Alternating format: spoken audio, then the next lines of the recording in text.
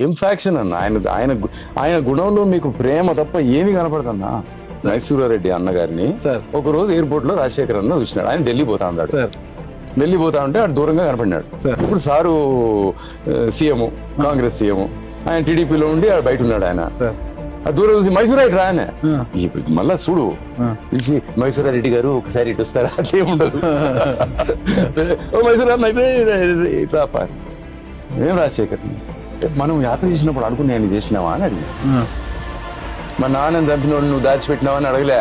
Sir మనం ప్రజలకి చేస్తాం అనుకునేవన్నీ చేసినావా అని అడిగితే ఆయన తరచుకొని మన అన్నదానికంటే ఎక్కువ చేసినాడు. అబ్బా ఎందుకు ఇప్పుడు నాకు సిగ్గు అవుతా ఉంది అన్నట్టుగా ఉన్నాడు ఆయన.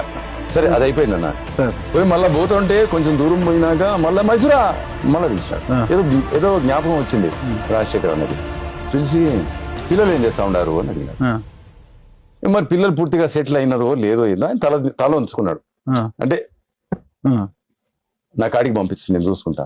ఏం ఫ్యాక్షన్ అన్నా, గుండెకు వస్తే ప్రేమ రాలుతుందన్నా.